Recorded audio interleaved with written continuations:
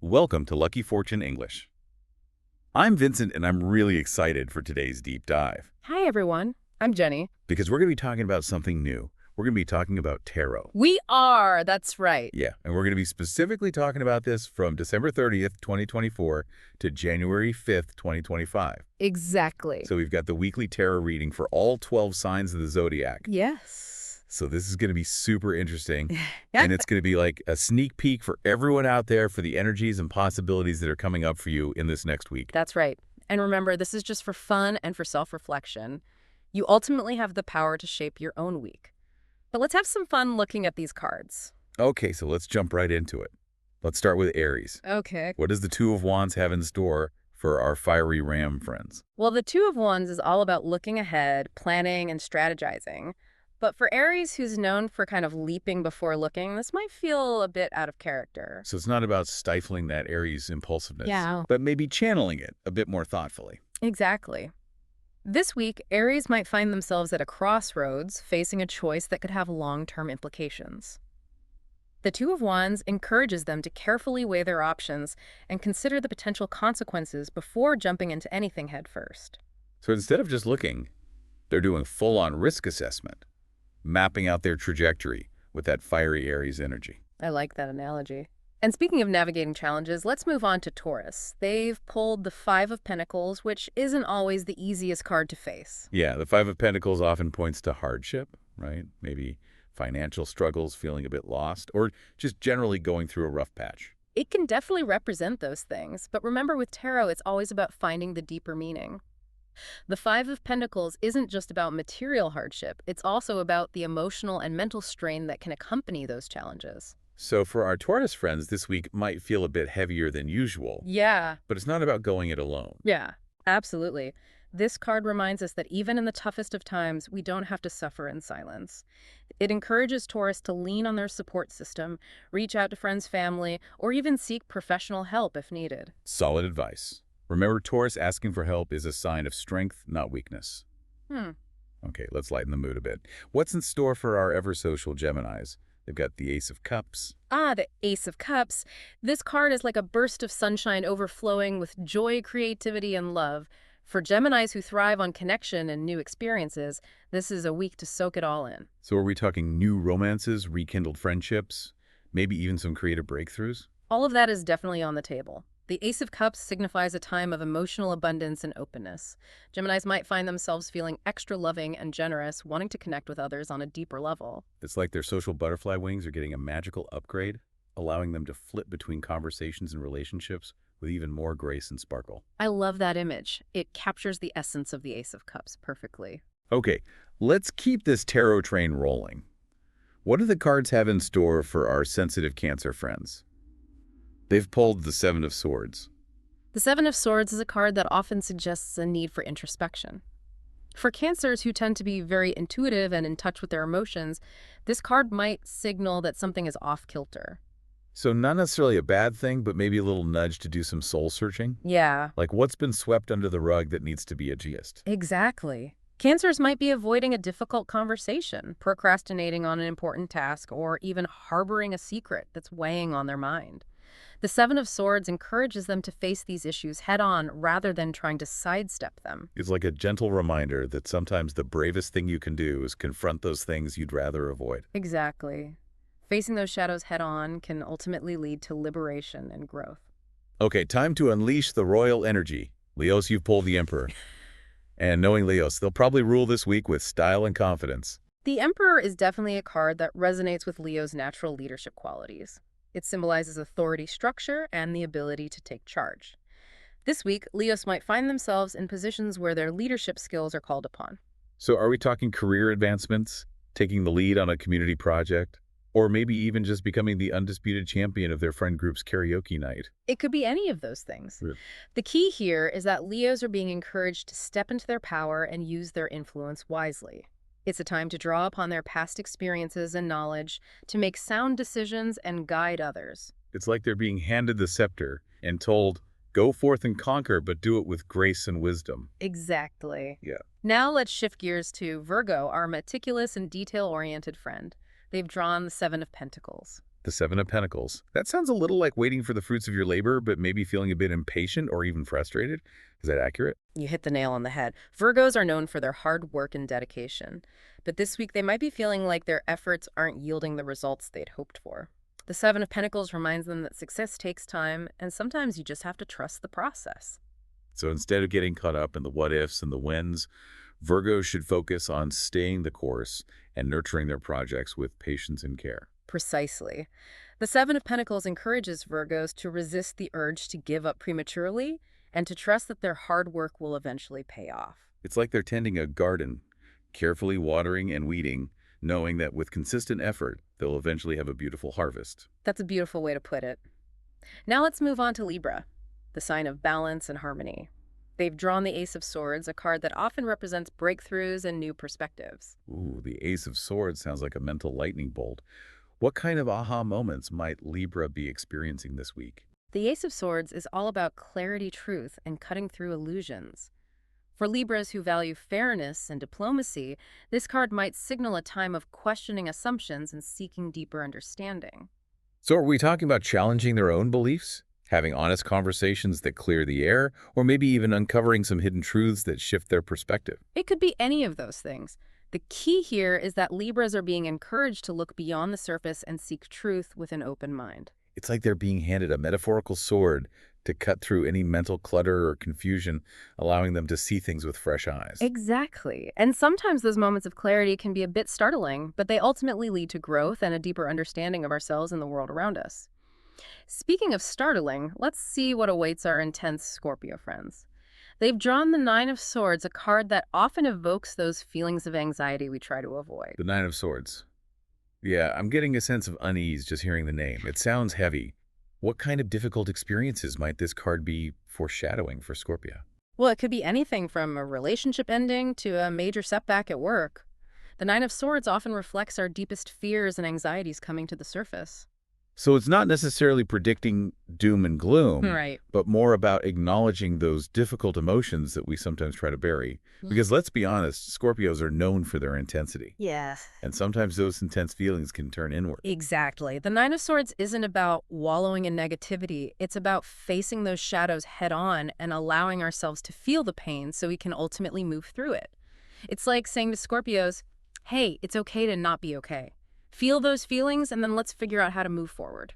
That's a really powerful message. It's a reminder that even the darkest of nights eventually give way to dawn. And speaking of brighter days, what's in store for our adventurous Sagittarius friends? They've got the Star, which sounds much more hopeful. The star is like a breath of fresh air after a storm. It represents healing, renewal, and hope for the future.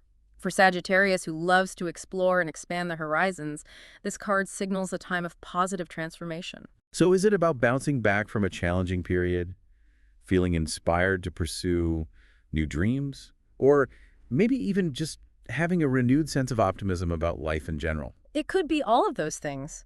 The star encourages Sagittarius to let go of the past, embrace their inner strength, and move forward with a sense of purpose and possibility.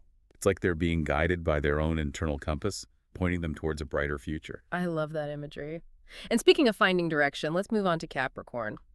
They've drawn the Nine of Cups, a card that's all about satisfaction and fulfillment. The Nine of Cups. Now that's a chart I can get behind. It sounds like our ambitious Capricorn friends are in for a week of celebrating their accomplishments. What should they be focusing on to really soak up this positive energy? The Nine of Cups suggests that things are aligning beautifully for Capricorn in various areas of their life. Career, relationships, personal well-being. It's a time to savor the fruits of their labor and appreciate all the good things they've manifested. So instead of rushing on to the next goal, Capricorns should pause and give themselves a pat on the back. Enjoy that feeling of contentment and success, right? Exactly. The Nine of Cups reminds us that it's not just about achieving goals, it's also about appreciating the journey and celebrating those moments of joy along the way. It's like they've reached a summit, and instead of immediately looking for the next mountain to climb, they're taking a moment to soak in the breathtaking view. Okay, let's see what's in store for our innovative and independent Aquarius friends. They've got the Knight of Swords. The Knight of Swords is a card that's full of energy and action. It represents boldness, determination, and the drive to pursue one's goals with unwavering focus. For Aquarius, who's known for their unconventional thinking and innovative spirit, This card might signal a time of taking risks and pushing boundaries. So are we talking about starting a new project, speaking up for what they believe in, or maybe even taking a leap of faith into uncharted territory? It could be any of those things. The Knight of Swords encourages Aquarius to embrace their inner warrior and go after what they want with courage and conviction. It's like they're riding a mental steed, charging full speed ahead towards their dreams with that Aquarian ingenuity guiding their path. I love that. And finally, we come to Pisces, our dreamy and intuitive water sign. They've drawn Temperance, a card that's all about finding balance and harmony. Temperance. It sounds like a call to slow down, find stillness amidst the chaos, and maybe even prioritize self-care. Am I on the right track? Your Temperance encourages Pisces to find their center, nurture their well-being, and approach life with a sense of moderation and grace. It's about finding that sweet spot between giving and receiving effort and ease, logic, and intuition. So it's not about suppressing their emotions or ignoring their intuition, but rather about finding a healthy equilibrium. Exactly. Temperance reminds Pisces that true strength lies in finding that delicate balance within themselves and in their interactions with the world around them. It's like they're being invited to flow through life with grace and ease, trusting that everything will unfold in its own time and in its own way. That's beautifully put. So there you have it, a week's worth of tarot insights for each zodiac sign. Remember, these readings are meant to be a guide, not a rule book. Right. It's like we've provided the map, but our listeners get to choose their own adventure. What final thoughts do you have for our listeners as they embark on this new week, Jenny? I would say pay attention to the themes that resonate with you. What messages are the cards trying to convey? How can you apply these insights to your own life? It's about taking those tarot nuggets of wisdom and weaving them into the tapestry of your own unique journey. Exactly. And most importantly, have fun with it. Tarot can be a powerful tool for self-discovery and personal growth. Well said. We've explored a lot of ground today, haven't we? From planning ahead with Aries to finding balance with Pisces. It seems like the cards have offered something for everyone. I agree. It's been a fascinating journey through the world of tarot. And speaking of journeys, I'm curious, Jenny, where did this whole practice of using cards for divination come from? The history of tarot is pretty fascinating, isn't it? It is, and there's still so much we don't know for sure. But most historians believe tarot cards originated in Italy sometime in the 15th century. Wait, so they weren't always used for fortune telling. What were they used for back then? Believe it or not, they were originally used for playing games, much like our modern playing cards. Whoa, really? That's wild. So how did these playing cards evolve into tools for understanding our lives and destinies? It was a gradual process that took place over centuries. People started assigning symbolic meanings to the cards, and by the late 18th and early 19th centuries, tarot was being widely used for divination and occult purposes, particularly in France. Okay, so let's talk about those symbols.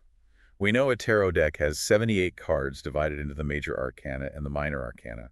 Can you break that down for us a bit? Sure. The major arcana, with its striking imagery like the Fool, the Magician, and the Lovers, represents major life events, archetypes, and spiritual lessons. So the major arcana is like the big picture stuff, the overarching themes of our lives. Exactly. The minor arcana, on the other hand, is more about the everyday details of life. It's divided into 4 suits, similar to our playing cards: wands, cups, swords, and pentacles. So wands for creativity and passion, cups for emotions and relationships, swords for intellect and challenges, and pentacles for the material world and finances. You got it. And within each suit, there are numbered cards from ace to 10 plus 4 court cards. Page, Knight, Queen, and King representing different personality types and approaches to life. Okay, so we've got these 78 cards, each with its own symbolism and meaning. But how does a tarot reading actually work? Do the cards magically reveal the future? Because I've got to admit, I'm still a little skeptical about that part. I understand the skepticism, and honestly, it's not really about predicting the future with certainty. It's more about accessing your subconscious mind and gaining insights into your current situation. So it's about tapping into our own inner wisdom, using the cards as a kind of visual prompt. Precisely. A tarot reader shuffles the cards and lays them out in a specific spread, with each position in the spread having a particular meaning.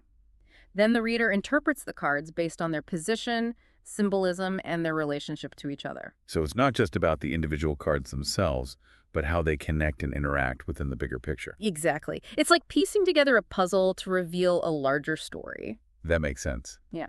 But what about people who are still skeptical of tarot? They see it as just a bunch of hocus pocus. What would you say to them? Oh, I'd say that's totally valid. Not everyone resonates with tarot, and that's okay. But I'd encourage people to think of tarot not as a mystical force dictating your life, but as a mirror reflecting your own inner landscape. I like that. A mirror, not a crystal ball. So even if you don't believe in the mystical side of tarot, it can still be a valuable tool for self-reflection. Absolutely. The imagery and symbolism of the cards can spark our imagination, helping us to understand our emotions, motivations, and patterns of behavior in a new way. It's like having a symbolic language to explore the complexities of our inner world. So what does this all mean for our listeners who are curious about trying tarot for themselves? Any advice for dipping their toes into this world? Because it can feel a bit overwhelming, right? Where do you even begin? I would say start by simply getting to know the cards. There are tons of resources available, books, websites, apps. You can even find free online readings to get a feel for it. And if you're looking for a more personalized experience, there are many talented tarot readers out there offering readings online or in person. Yeah, But I guess it's important to find a reader who resonates with you, right? absolutely. Look for someone who is ethical, intuitive, and who makes you feel comfortable. Great advice. And always trust your own intuition. If something doesn't feel right, don't be afraid to walk away. Exactly. It's your journey, your insights. No one else can dictate that for you. Well, Jenny, this has been an incredibly enlightening deep dive into the world of tarot. From its mysterious origins to its potential for self-discovery, it seems like there's always more to learn about these intriguing cards. And who knows, maybe some of our listeners will be inspired to start their own tarot journeys. I hope so. It's a fascinating path to explore. And remember, even if you're a complete beginner, there's no right or wrong way to approach tarot. It's all about finding what works for you and trusting your own intuition. Well said. We've covered a lot of ground today, from exploring the weekly forecast for each zodiac sign to delving into the history and symbolism of tarot. But before we wrap up, I have a little surprise for our listeners. We're actually going to do a live tarot reading right here on the show. I'm excited. I've already shuffled the deck and I'm ready to draw a card. But first, let's set an intention. Ooh, good idea. What kind of question should we ask the cards? We've got a lot of listeners tuning in, each with their own unique hopes and dreams for the week ahead. How can we capture that collective energy? How about this? What message does the universe have for our listeners as they embark on this new week? I love it. It's like we're channeling the wisdom of the tarot for the collective good. Okay, Jenny, the anticipation is killing me. Let's see what the cards had to say. Draw that card. Okay, I'm drawing a card and it's the Chariot. The Chariot. That's a powerful card. I'm already feeling a surge of energy just hearing the name. What does it represent, Jenny? And what message does it hold for our listeners? The Chariot is all about willpower, determination, and overcoming obstacles. It symbolizes taking control of your life and moving forward with confidence and purpose. So a very action-oriented card. It's like a call to harness our inner strength and drive towards our goals with unwavering focus. But is there more to it than that? Because the Chariot also has this image of duality, right? The charioteer is holding two reins, almost like they're balancing two opposing forces. You're picking up on some key symbolism there. The Chariot reminds us that success requires balance. It's not just about charging ahead with reckless abandon. It's about finding harmony between different aspects of ourselves, the logical and the intuitive, the emotional and the rational. So it's like a message of integration. Embrace your willpower and determination, but also be mindful of your own needs and well-being. Find that sweet spot between action and introspection. Exactly. So, listeners, as you navigate the week ahead, remember that you have the power to steer your life in the direction you want it to go. Don't let fear or self-doubt hold you back. But also remember to be kind to yourselves. Find that balance between pushing forward and nurturing your inner world. It's like a cosmic pep talk. Yeah. You've got this, but don't forget to take care of yourself along the way. Yeah. Well, Jenny, this has been an absolutely incredible deep dive into the world of tarot. We've explored its history, symbolism, and even tried a live reading. What are your final thoughts for our listeners? Whether you're a seasoned tarot enthusiast or just starting to explore this ancient practice, I hope this deep dive has sparked your curiosity and given you some food for thought. Remember, the future is never set in stone. You have the power to create your own destiny, one card, one choice, one day at a time. Beautifully said, Jenny. And for our listeners who are eager to learn more, remember there are countless resources available to help you deepen your understanding of tarot. Explore books, websites, apps, or even connect with a trusted tarot reader. It's a journey of self-discovery that's rich with symbolism, insight, and endless possibilities. Absolutely. And who knows, maybe we'll even explore more tarot themes in future episodes. That's a great idea. We could do a deep dive into specific cards, explore different tarot spreads, or even invite listeners to share their own tarot experiences. The possibilities are endless. I'm in. Let's see where this tarot path takes us. Okay, folks, that's a wrap for today's episode of Lucky Fortune English. We hope you enjoyed this deep dive into the world of tarot as much as we did. And remember, Subscribing to our channel will bring you good luck. See you again. okay, so are we ready to jump back into this tarot deep dive? Yeah, I'm ready. Are you? Yeah, let's do it. So before the break, we were talking about doing a live tarot reading right here on the show. Yes. Yeah. Right. I've got the deck all shuffled and I'm ready to draw a card. Yeah. But before we do, we should probably set an intention. Okay, yeah, good idea. Yeah. So what kind of question do we want to ask the cards? You know, we've got tons of listeners out there. Everyone's got something different going on. Exactly. So how do we capture that energy? What should we ask? Well, how about this? What guidance does the universe have for our listeners as they navigate the coming week? That's perfect. It's like we're asking for a cosmic compass or something Exactly. to keep us all on the right track. Okay. Okay, I'm ready. Okay. What about you? You ready to draw a card? I'm shuffling. Okay. All right, I here we got go. And it is the World. The world. Whoa. The world. Okay, so that's a major arcana card, right?